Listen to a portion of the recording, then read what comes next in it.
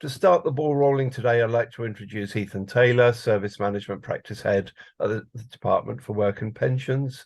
He'll be talking about finding single solutions to common problems through the strategic reference architecture. Thank you, and over to you, Ethan. Thanks very much, Mark. Hi, everyone. Really delighted to be joining this session today on behalf of DWP Digital. As Mark says, my name is Ethan Taylor, and I'm the head of role for the service management profession within DWP Digital. So this presentation is designed to give you a really high-level insight into how we're looking to coordinate activities and decisions relating specifically to service management as the department exploits opportunities to adopt standard solutions across the IT estate. I'll start sharing my screen and I'll go off camera if that's okay, because it can sometimes help in terms of the ability to share material. And also you won't be able to see me looking at notes, so that'll be good. Just hang on a second and we'll present the screen.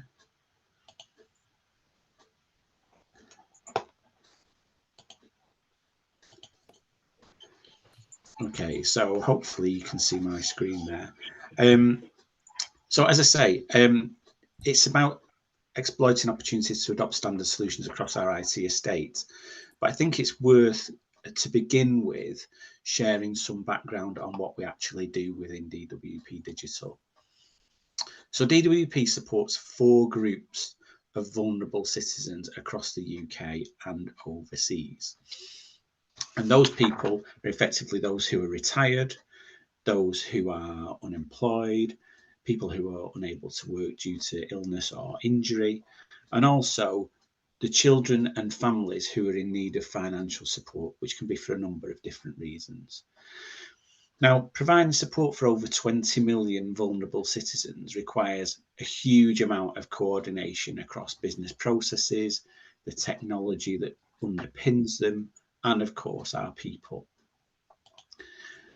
So across the whole department, we have around 90,000 colleagues who are working to deliver those best outcomes for our customers and vulnerable citizens. No. And of those, around 4,000 work in DWP Digital. And those are a range of people who are developing, operating and supporting a complex range of applications and systems, which ultimately underpin the welfare and benefits portfolio for those vulnerable citizens. And within those 4,000 people who work within DWP Digital, we have 1,200 who are active in IT service management roles. So these can be roles ranging from technical ones, which ensure DWP colleagues have access to devices and systems that allow them to do their jobs, through to roles which undertake some of the key ITIL practices to ensure those products and services are available, that they run effectively, that they evolve safely, and that any IT issues that occur are managed appropriately. As part of the strategy to support the digital data and technology, or what's commonly known as the DDAT framework, DWP Digital implemented an operating model which actually represented the workforce in terms of the DDAT professions or communities of practice, as well as the organisational functions that they are structured in normal operational terms. So these practices are effectively just another way of looking at our resources. So from a service management perspective, for example, all of the service management roles cut across all of the functions that would be in a normal organisational design. So my personal remit within that is to manage a small team that develops capability across the service management practice. So that builds on the community, effectively tries to implement standards, and ultimately promotes collaboration and continuous improvement across the profession. The service management practice is diverse geographically as well as operationally. So of those 1,200 practitioners, they are split across around 150 different locations around the UK. A significant number of those people are undertaking technical support for the rest of DWP, managing their devices and access to benefit systems, and others are specialists in particular benefit systems and applications in roles covering the spectrum of ITIL practices. And these encompass the entire service life cycle, from service design right through to operational support. So in meeting the needs of our DWP agents and these vulnerable citizens, like many organisations, DWP Digital has an IT estate which has evolved over many, many years into a complex mix of platforms, components, networks and users. And like all organisations, the evolutionary journey for IT can be quite complex too. And for DWP, there have been many, many factors contributing to where we are today. So, from recognising the benefits of using maybe specialist IT providers rather than bearing the internal costs of keeping abreast of technology, and then thinking about how you would manage those providers effectively, adopting some industry best practice and significantly realigning your internal resources to meet those needs. Then we've had situations where we have combined benefit systems through legislative changes to benefits. The legislative changes obviously happen continuously, but on occasions, such as in the definition of universal credit, for example, it can result in a major reconfiguration of the portfolio of support that we provide and consequently the IT that delivers it. What you might do in that situation is subsequently recognise the value in actually retaining the technical and operational ownership of our IT. So your model of how you support those systems and build and run them can change again into having an internal resource. Then, as referred to earlier on, what you might also do is align with what's the central government framework for IT resourcing through things like the DDAC Professional Capability Framework. And then also you have things like major technical advances, such as the introduction of DevOps as an approach, or the rollout of cloud computing into an industry standard. And then you may form new organisations to enhance your technical capability. And through that, the example I'm highlighting there through BPDTS was the setup of an arm's length body that wasn't formally within DWP, but gave us access to a wider portfolio of technical roles in our ability to support and build our systems. And then you have unforeseen events such as the global pandemic. So critical responses to the global pandemic and obviously the subsequent economic downturn have also resulted in slight tweaks to the way that we would progress and strategize the building and supporting and operational running of our benefit systems based on the demands that are forthcoming from that. So all of these things and many others have influenced the pace, direction, and even the opportunities for evolving our IT estate. And the scale of what we do is really phenomenal. And as part of that continuing journey of transformation, we recognise that digital solutions are vital in delivering modern services for DWP customers, as well as providing value for money for the UK taxpayer. So we've made huge strides in improving how we build those services together across DWP and wider government. And we're now designing those in an integrated way rather than building individual elements in isolation from each other. At the heart of this, the strategic reference architecture provides a long-term view of how we're going to grow and develop as an organisation and creates a common approach to the development. It's fundamentally about finding single solutions to common problems, sharing knowledge and reusing technology to align our services. So the key principles of this are to share and reuse, do things once for the benefit of many, share expertise and data, and work across multiple products. So the SRA is effectively a consolidation of 4 associated reference architectures that relate to applications, business processes, data, and technology. And each of these is being progressed by teams of experts who are far more talented than I am. to deliver on the overall strategic intent. And each of them sets out guidelines which are due to be applied across all of our digital services. So the ARA, the application reference architecture, effectively dictates how applications should be built. The business reference architecture outlines how they would fit and align with business needs. The data reference architecture sets out the scope of the data requirements for those systems, and the technology effectively defines the technologies that those applications should reside upon.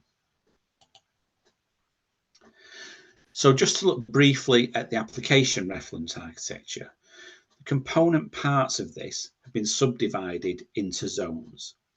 And for those components within what is known as the green zone, the teams have targeted a number of what we call reusable components.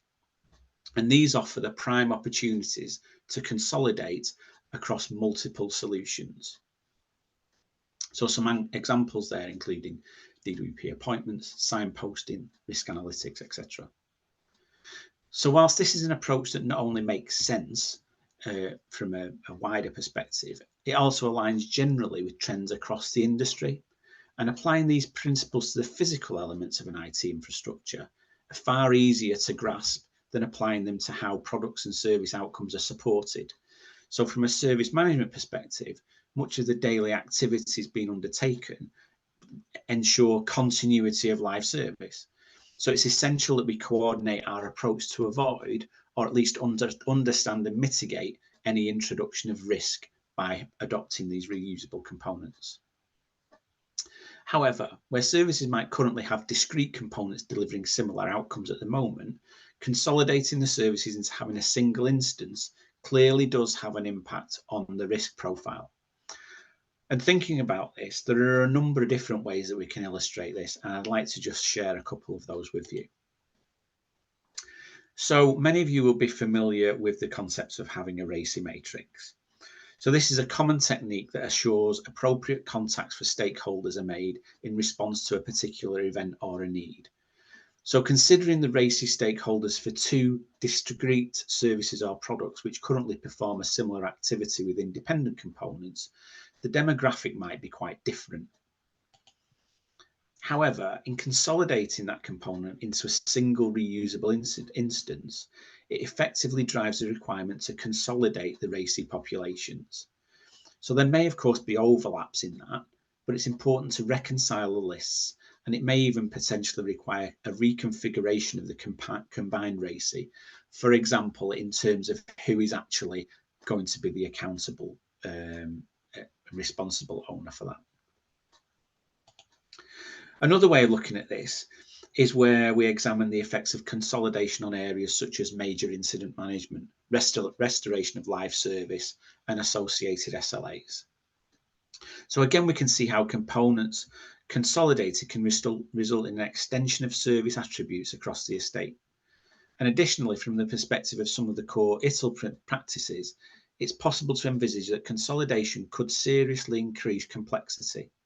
So with change management, for example, the consolidation example here could quite restrict the options available for the introduction of change through the availability of downtime windows and so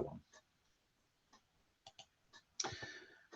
Finally, the blast radius of an incident when something goes wrong is an obvious consequence of this. So wider and more damaging impacts for users, indirect impacts on multiple areas of the estate, higher probability of reputational issues, etc. And this can apply into making changes to the IT estate and also in the context of reusable components. So it also brings challenges to how we resource, maintain and manage those service management commitments. And what could be a business critical failure for one service might actually be quite inconsequential for another one. So how the process owners ensure their actions and engagement and decisions are correctly coordinated in this new model is really, really important. So all of this brings me to my own part in all of this. So having quite a holistic view of the demographic for service management, my team and I are quite uniquely placed to recognise that whatever path is chosen to navigate and implement opportunities presented by the SRA, the impacts and implications for the product lines and teams are not identical. So I could see the need for drawing on leaders with insight and expertise as well as different opinions and priorities, and establishing them as a group which would collectively drive our approach. And this group is known as the Service Management Council. This list is a selection of the kinds of things that we're looking to progress across service management in order to drive the strategic reference architecture agenda forwards. Now, some of these things may appear quite elementary, but as mentioned earlier in the presentation, the current estate has had many years' worth of opportunities to diverge from a single, consistent evolutionary path. And not only that, like any organisation, there are also instances where those examples of approaches have been established that can be entrenched for a range of different reasons.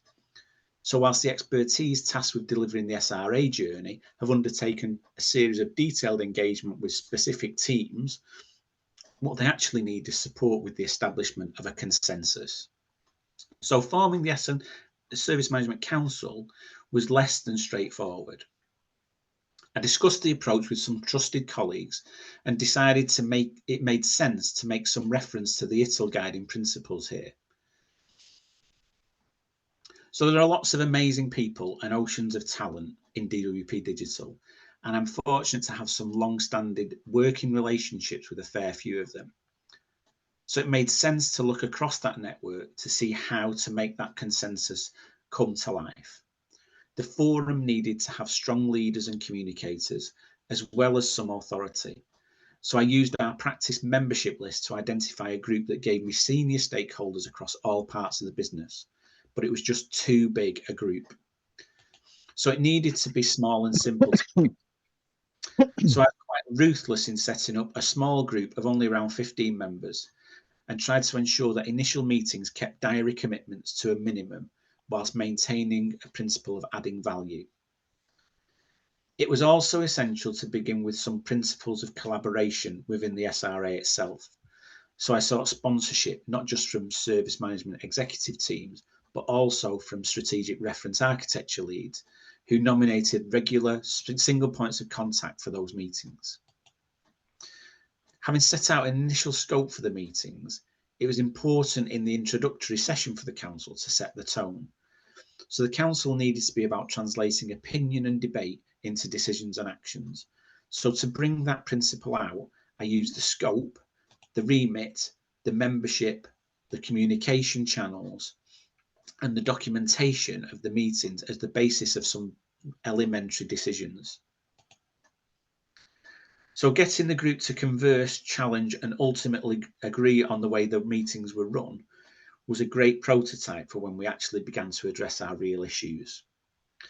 So over the last 3 months, the Service Management Council has established itself as a central part of the service management journey for the SRA. Nominees for the council to attend have increased, and so the coverage is even wider now across digital functions, and it hasn't compromised the quality of the discussions.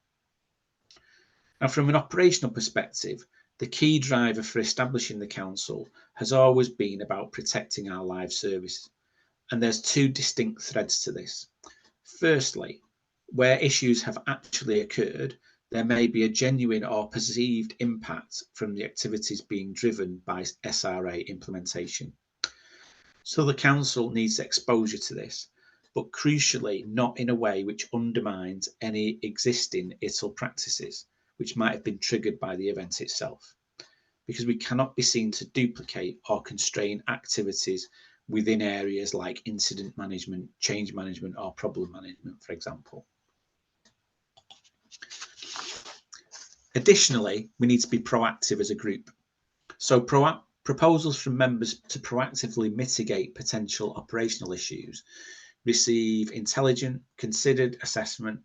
Where appropriate, these can be channeled into BAU process owners and utilised, for example, as part of our service transition activity, or perhaps release management and implementation. What we've also done in those initial meetings is set up some core working groups.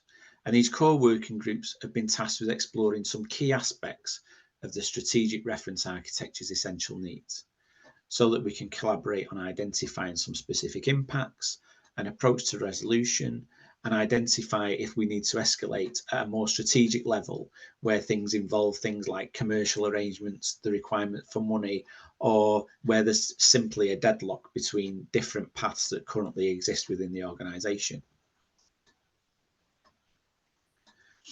The principles of the Service Management Council are quite simple, but so far it's proven to be a forum where those service management leaders are keen to contribute and they want to be a part of how the SRA is progressed. The scope is not restricted to just the SRA though.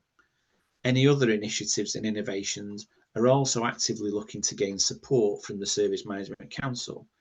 So building those networks across the profession and helping to set out service management considerations for new and updated products, services, processes, options for things like automation, etc., are all beginning to gravitate towards the council as a forum for sharing proposals and also making decisions. It's still very early days, but the success of this forum, I believe, will still have a key bearing on how the principles of the strategic reference architecture land in the DWP estate. As always, there are challenges. Time with busy leaders can be difficult to obtain, and it's even more difficult to retain on a regular basis. So what we need to do is ensure that as the scale of membership grows, we don't dilute the quality of the debate and the quality of the outputs from the council. Now, those of you who are attending the ITSMF conference later this year will certainly have the chance to hear more about some of the details of how the SRA and our overall transformation journey is progressing. The Service Management Council will, I hope, continue to be a valuable enabler in all of this and maintain a strong focus on meeting the challenges and the opportunities that we have in the service management profession within DWP Digital. That's the end of the presentation. Thanks very much for listening. Apologies for me not picking up any questions during the show there. I'll just start my video again and I'll stop sharing my screen.